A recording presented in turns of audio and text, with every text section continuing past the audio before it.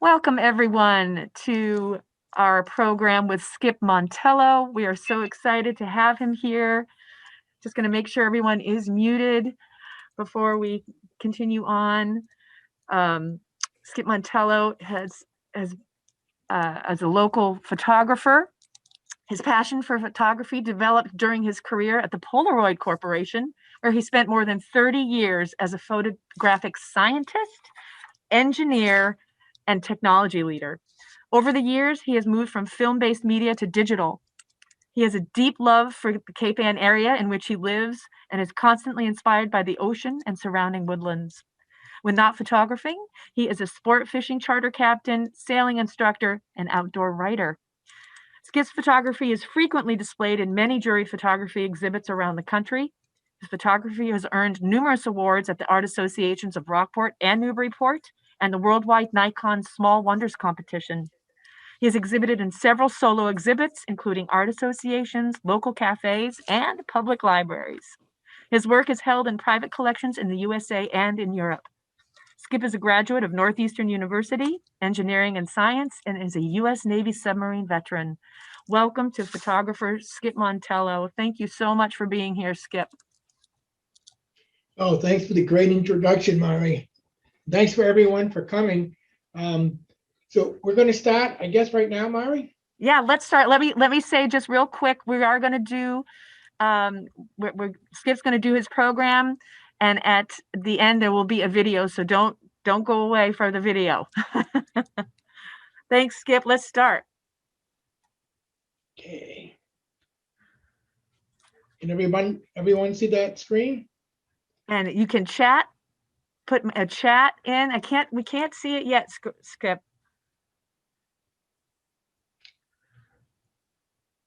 Let's make sure. There we go. There it is. Great.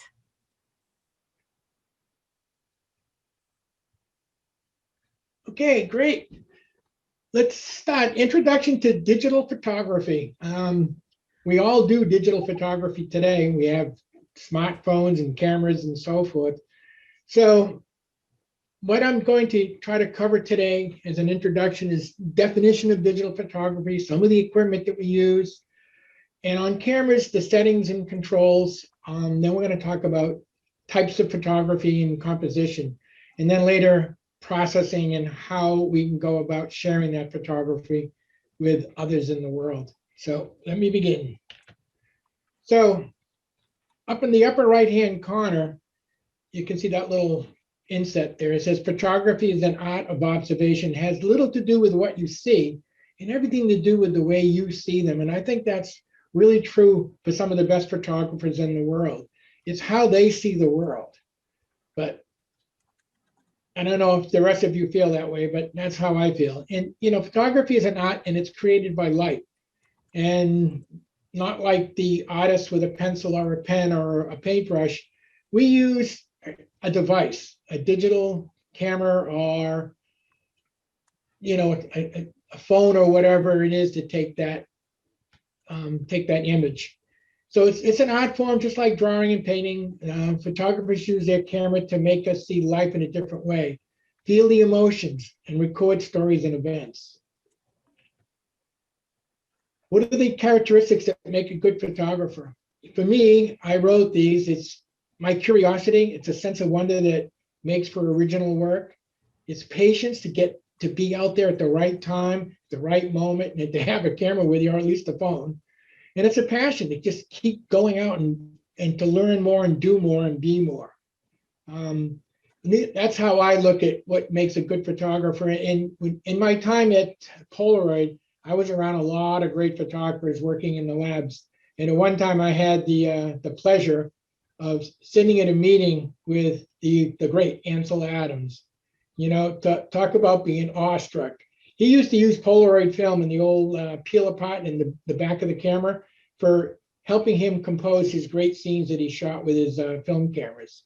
So I think that's where I really got inspired to take my photography to a different level. And, working from instant film into, the regular film cameras. And then, I took a break when film started to get really difficult. And then when the better digital cameras began to make their presence known, I picked one up and got really inspired again to do photography. So curiosity, patience, and passion. Always keep those in your mind. So, basically a digital camera is a hardware device that takes pictures and stores them.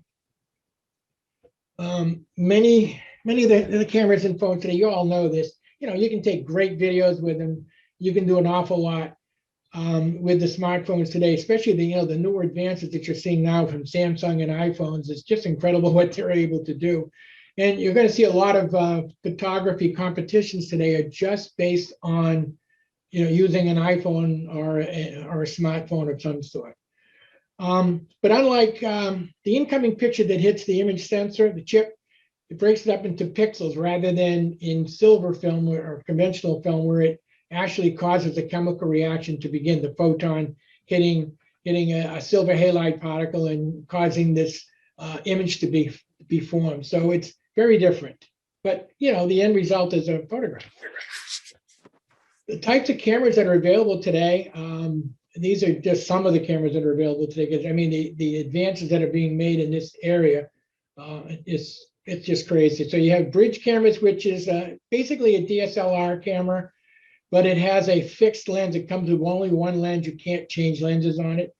The beauty of those kinds of cameras are, especially the Sony line, and Canon and Nikon also have them, where you don't have to carry around a lot of lenses, because they'll take a range of like 24 millimeters out to 600. I haven't seen many go beyond that.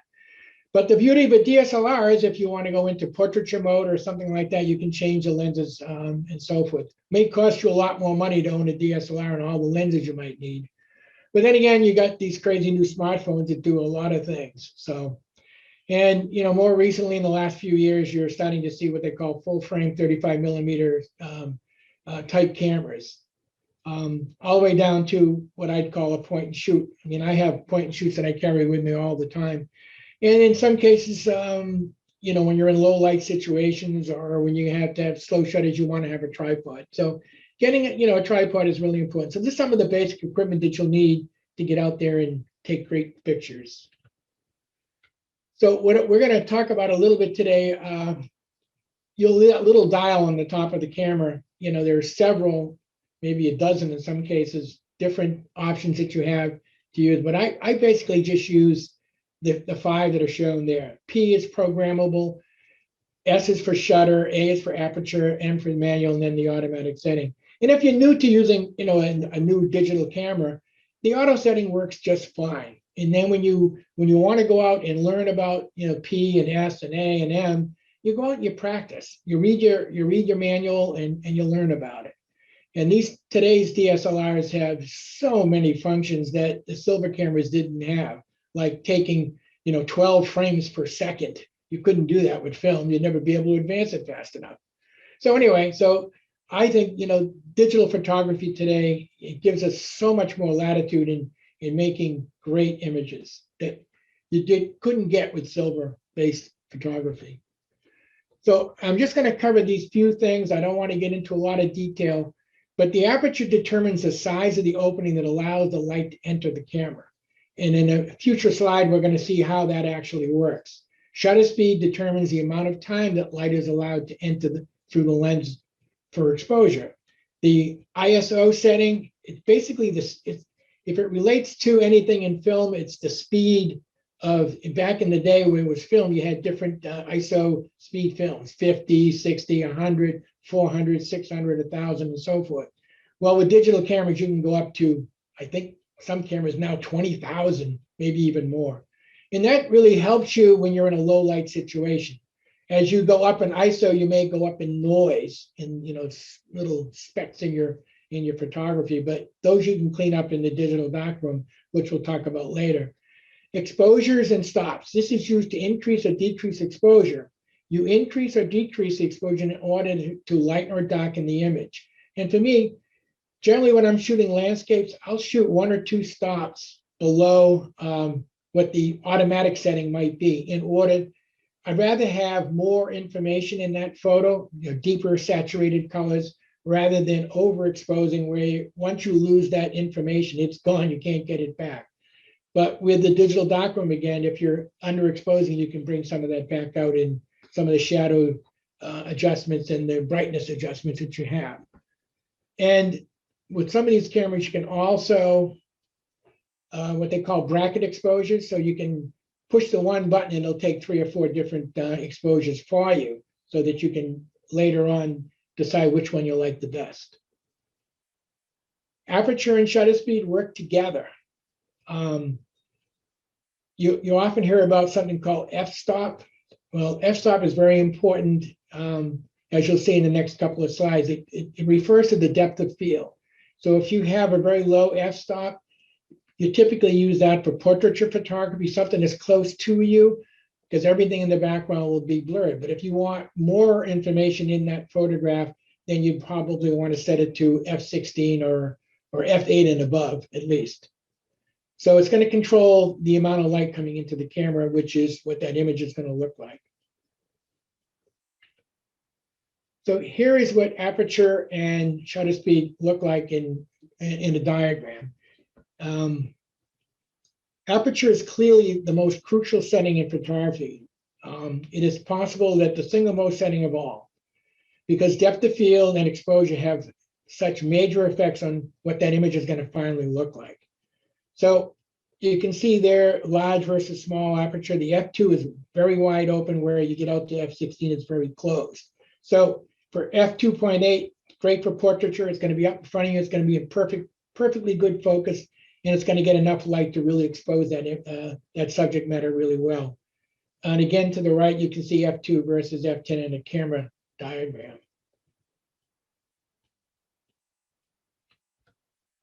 This is the triangle I was talking about. This is what I do when I go out, when I shoot. I'm thinking about if it's a planned photo shoot, I'll think about what I'm going to need, whether it's going to be less exposure, more exposure, a slower shutter or a faster shutter. And when you go to a slower shutter, you're going to need that tripod. So just keep that in mind. Always have that with you if you're going into a low light situation. I do a lot of my photography is handheld, because what I'll do is I'll set the ISO up a little bit higher so that I'm getting more speed out of the camera in the way it's going to take the image. So one thing I want to mention right now, I know I'm going a little bit quickly here, but I'm going to make this presentation available in PDF form so that you can actually, I'll email it to you if you want, and my email address will be there later, so that you can actually have this presentation to use as a reference later on, because there's a lot of details. So the exposure triangle is extremely important, something that you want to really learn and to take to heart, and it'll help you make you a better photographer and get better images. So for me, there's basically 5 styles of digital photography: landscape, portraiture, documentary, that's kind of what a newspaper might do, abstract photography, sometimes called non-objective, experimental, and so forth. And I love to do a lot of that. And you can do double exposures within some cameras and some you can't, but you can also go into the digital darkroom and create some great images. And for a lot of the world today, it's wildlife photography. I mean, this is where you need those better cameras where you can shoot 10 to 15 frames per second and watch an eagle go through the sky and be able to capture every flutter of the wing. It's just amazing what some of these new cameras can do. Landscape photography is what most of us do. We like to go out and shoot what we see in the environment, or even in our backyard. Portraiture photography is, it's a photo of a person or an animal. And it's, you'll see a lot of that in today's world. People do headshots for their businesses and so forth and so on. So I'm going to give you some examples of those down the road here a little bit. Photographic imagery, I break it down into 3 different areas. What you got is color photography, which is full spectrum of light, the same light that you see with your eye. Black and white or monochromatic is basically where you take the color away.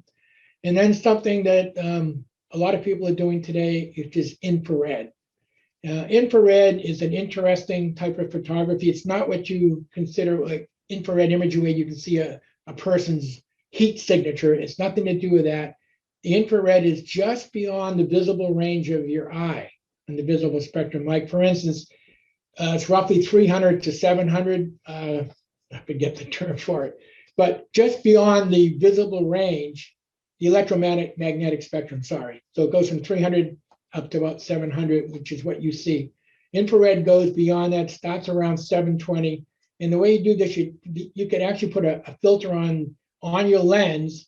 But when you do that, you're not going to be able to see through the camera because it's going to block out all of the visible light. So most people take the camera that they'd like and send it off and have the infrared sensor or filter put in by the sensor so that you can actually see the image and then photograph it without any difficulty. It gives you some amazing clarity, and you can do it with what they call full color or black and white. And I'll show you some images of that in a minute. So for landscapes, these are two typical landscapes, and probably any of you from Cape Ann know exactly what that subject matter is. But it's beautiful stuff, and you can take different exposures to get different effects in the landscape. The image on the right, that was done with it was low light, believe it or not. The sun hadn't quite got up yet, and I had that on a tripod. The one on the left, I actually shot with a cell phone, believe it or not, on my boat. So you can get really, really good photos, landscapes, using whether a camera on the right or even a cell phone. Portraiture, my favorite dog on the left, and that's shot at f8. You can see that the background is all fuzzy and not there. And then my favorite, Cooper's hawk, which stood there and let me photograph him or her for quite a long time. And again, I set the camera so that I was shooting in a portraiture mode where the background was somewhat fuzzy. So that's what a portraiture, because you really want to focus on the subject matter itself, not the landscape where it's a whole lot of different parts of the image. Documentary, this is a photograph I shot in black and white back several years ago when they were rebuilding the breakwater in Rockport Harbor. Somebody in the newspaper was called me and asked me if I would go shoot some of the this big machine they had out there. So I went out and did a few shots of it. So it basically, it's not so much a landscape or anything else. It's just kind of telling a story of what's going on.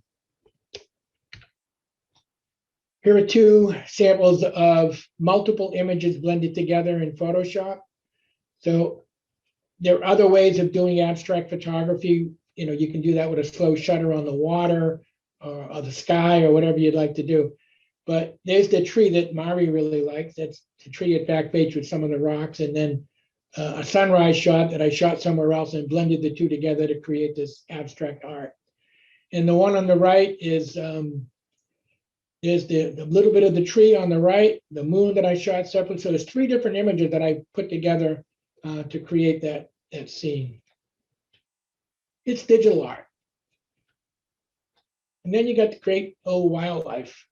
My friend seal over there called Blue Gaze, that seal saw me and took off like a bat and went down.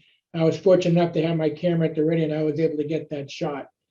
And then the one on the left, I kept asking this bighorn sheep up in Glacier National Park to open her eyes or his eyes. I think it was a boy, and he finally did. But anyway, I love this shot because it's just crazy. This again shot in portraiture mode, and you can see that the background is all fuzzy.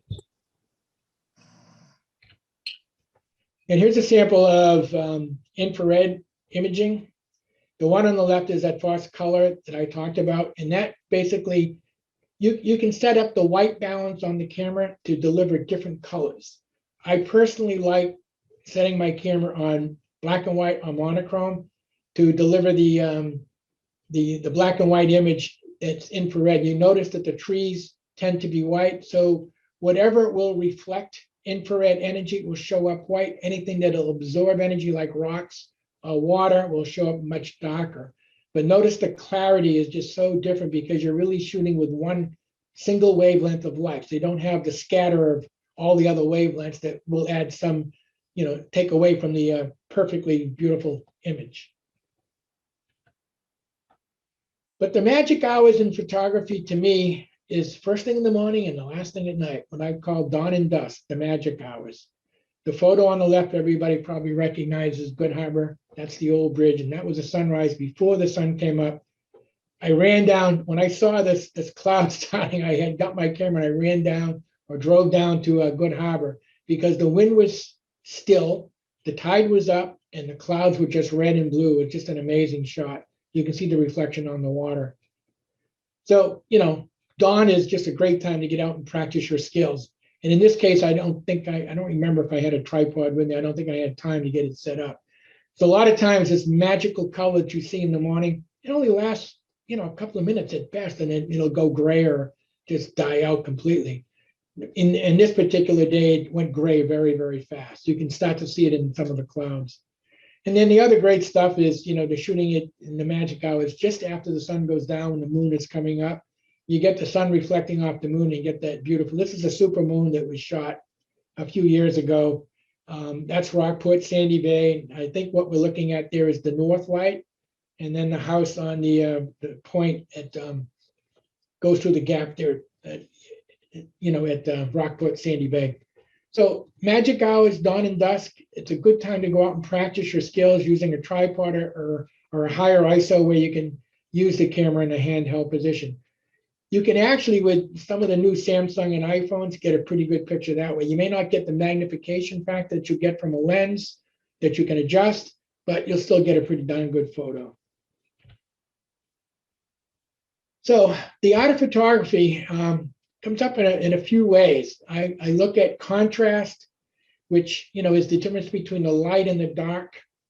And then the other one is something called the rule of thirds. Because in a lot of landscape images, you've got more than one thing that's in that image that's of interest, like a lighthouse or this or that. And you don't always have to center the subject. Move it to the right or to the left, especially if there's something else in that image that might be of interest. Point of view. Are you looking up? Are you looking down? You're looking at the left, below the eye level. The point here is, again, to look at the entire image that's in front of you, what you're looking at. Is there something more interesting to one side or the other? And always remember to turn your head and look behind you. I don't know how many times I've been on a hike and looked behind me, and there it is. That's a better image. And the other thing, depending on what it is, get in close. A lot of these cameras have these close-up features too, where you can set the, you can even do that with an iPhone today, set it up for a close-up. So proximity is important depending on what that image is and what you want to generate from that image. So here's some examples. First one is contrast. This is a quarry wall reflection in Rockport. And you can see the difference, how this image really jumps out at you because of the difference in contrast. You got the light reflecting off the granite surfaces, and that depression in the wall where that tree is growing is very dark. So that's how contrast can help you in getting a much better image. So you think about that when you shoot it, and that's where you're going to be setting the camera to produce that kind of an image. If you have it overexposed, that shadow detail is going to be gone. It's going to be blown out, and the wall is going to be blown out as well. Rule of thirds. This is could have been yesterday. I was down there yesterday. Anyway, so I wanted to take a shot at the lighthouse, but when I got there, I saw these waves breaking off to the left. So I set my composition up in using the idea of rule of thirds, so that there's some interest on the left side, in the lower right, and as well as a lighthouse. So think about that when you're composing a shot. To look at the image area that you're looking at, and the value of the camera, whether you're not focused out, you're at 20 millimeters or you're at 500 millimeters. So take a good look at that. That's something that Ansel Adams really, when I remember that meeting with him, he talked about this rule of thirds thing. So I always had it in my head later that he would look at that, that scene that he was going to shoot and set up his camera and then shoot it with a Polaroid to make sure he got what he wanted. So rule of thirds, very important. And now point of view. This is, looking up, looking down, looking to the left, looking at the right. I could have shot the whole scene, with the motif up, but I liked the reflection more. So I just shot the reflection. Sometimes you can shoot the whole image and then in Photoshop, turn it around and crop it so that you get what you want. But sometimes it's more value to take the shot as you like it and as you see. Point of view, I saw this old tree leaf that was stuck in the ice, walking in the woods, and the whole scene looked pretty good. But then that where the light was bouncing off that leaf, I got the camera in really close and shot it. So proximity, depending on what the scene is presenting and what you want to produce from that scene. The bubbles in the ice were pretty cool too. So now, once you've captured that image, what are you going to do with it? The old wet chemistry darkroom, you could do a lot of things like dodging and cropping and other kinds of things you could do. But today's digital darkroom with the software that's available, it's amazing what you can do in that digital darkroom. You can do enhancements to saturation, ambiance, bring out shadows, take shadows down, bring the whole image up in light, or whatever you'd like to do. And it's worth your time, even if you're taking pictures with your cell phone, to have a photo processing, the digital darkroom someplace, whether it be on your iPad or your iPhone or your desktop at home, to be able to take that image and learn to use these softwares. It's just amazing what you can do. And there are some people that I know that they can do things with this software that I haven't even begun to even explore. So, it's one of the great things about digital photography is that you have this digital darkroom in the way of Photoshop and other apps. And some of the other things that are available to use, in addition to the Adobe software, the Creative Cloud, Lightroom, and Elements, and so forth, are some of these desktop and mobile devices. One that I like a lot is called Snapseed. I believe it still is a free app. And it's amazing what you can do with that app. You got to, learn to play with it a little bit and understand it. But you can take a not so great image because, you took it with your cell phone and you didn't have a chance to adjust exposure or anything like that. But you can go into these digital darkrooms and fix a lot of those not so good things that you like about the image. Nix software, I think it's DxO that owns it now, or Google, or somebody owns it. It used to be free. It'll set up with your desktop software like Adobe and some others. It's great because with the Nix software, it offers this little pointer that you can put on an image where the whole image might be good, but the face is like in a shadow. You can put this little circle on that person's face and bring out either color or light. So I like it. I use it quite a bit when I'm processing my work. Other standalone ON1, Corel Paint Shop, Capture One Pro, and there's a whole bunch of others. The thing is, if you do get one of these software packages, you got to learn to use it. It takes, especially with the Adobe software, it takes a bit of time to really get good at it. But some of the basic functions you can learn in an afternoon. This is the stuff. All these, there's 5 or 6 different ways that you can store images, and they have different characteristics. A TIFF, TIFF, it's a tagged image file format. This is an incredibly large image, and it has much of the information that you normally wouldn't see in a JPEG. But a lot of people save files that way, so if you're going to end up having to make a larger copy of it, you can store it that way. The camera today will take a JPEG and a RAW file. I don't know of a camera that does TIFF, but maybe there are. Anyway, but most of the photos that you're going to take out there are going to be what's called JPEGs, which is a Joint Photographic Experts Group. I don't know where the name came from. It doesn't really matter. But most digital cameras store photos in the JPEG format so that you can use them later when you're processing, and then you can use other formats to save them and use them later. A lot of stuff that you see online today are GIF files. They're smaller files. Can't do a whole lot with them, but it's just a way of storing a file. PNG is another one that you'll see in portable network graphics that you'll see in print someplace or online.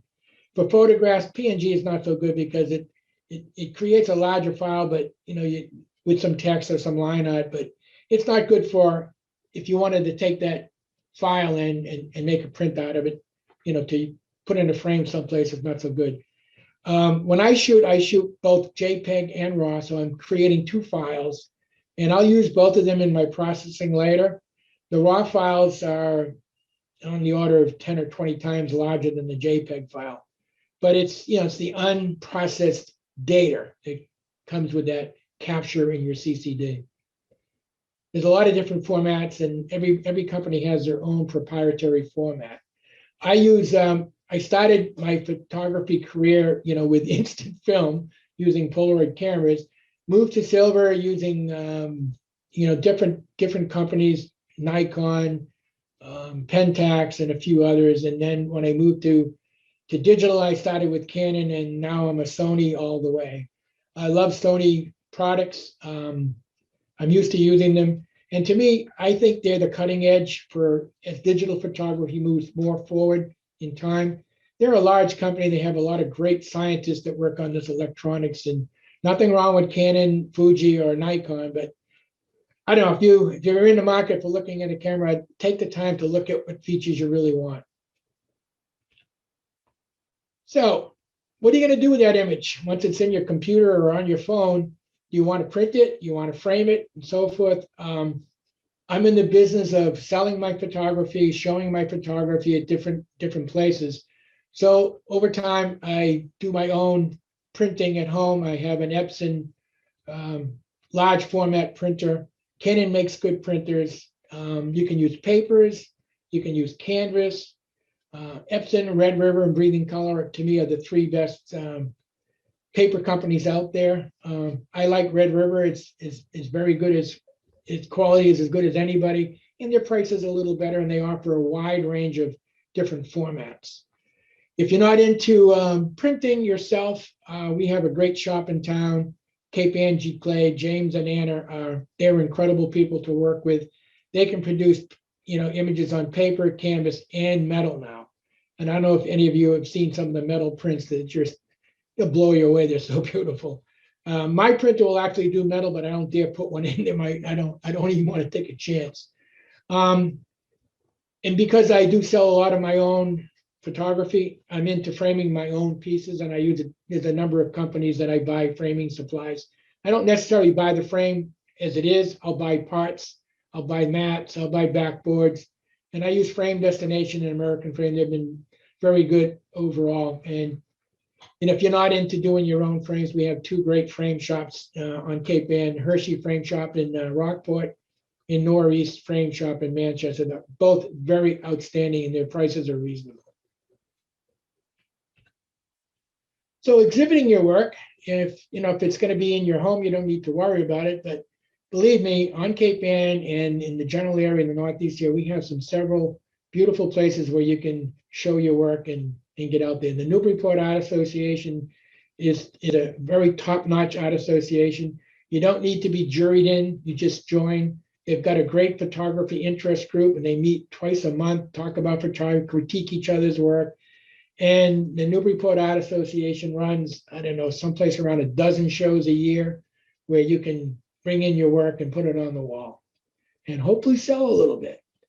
In Gloucester, you get Rocky Neck Art Colony, a great art colony. Again, you can join that group without any jury process and begin to show work within their shows that they put on. Because of COVID, there hasn't been a lot of that, but they're beginning to get open again, and we're going to start seeing a lot more of that.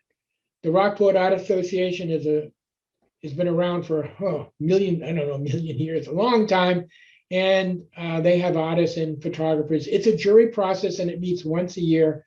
And so if anybody's interested in possibly joining the Art Association and needing more information, feel free to contact me or contact them directly. Locally, we have many, many shops that are very much open to showing work for you. They want to decorate their walls. Cape Ann Coffees is one that I show up. The hospital, the Edison Gilbert is another one. And there are several galleries that you might be able to get involved with. Another way of getting your work out there is through social media platforms. Instagram, Facebook are the two that I use mostly. I'm sure there's a few others that other people use. And for me, I have a photography website, and it's skipmontelophotos.com. Going back to Cape Angie Clay, if you do, he has a method for actually setting up pages for you in your work. If you do business with him, and he can actually sell work for you directly. I don't sell a lot of work on my photography website. It's more people to look at what I've got, and if they're interested, they can call me, text me, or email me. There's my contact information. I'm going to leave that up for a minute so that if you want to copy that, again, if you email me, I will send you this presentation in PDF form so that you can use it as a reference later on.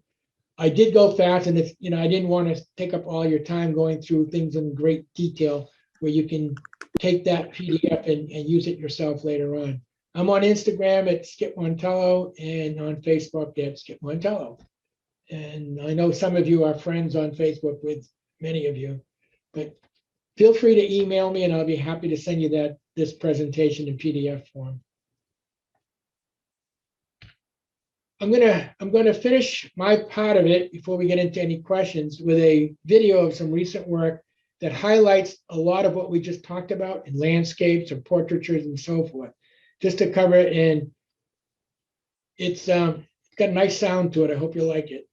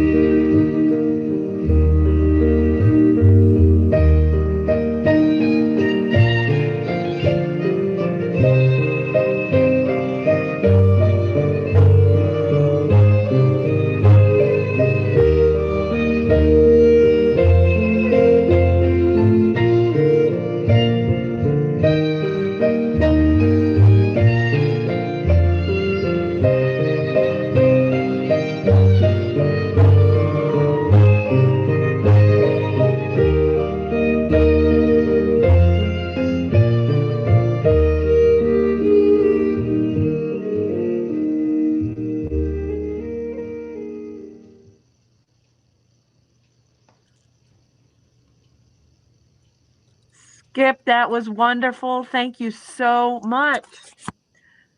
Oh, you're welcome. And thank you for everyone to take your time, and hopefully I was able to get some of it across to you. We really appreciate it, Skip, and we love your work. Thank you so much, everybody. Thanks for joining us today on this beautiful day. Skip Montello, fantastic photographer here on Cape Ann. We look forward to seeing your work, Skip. You're welcome. Thanks, Mari, and thanks, everyone.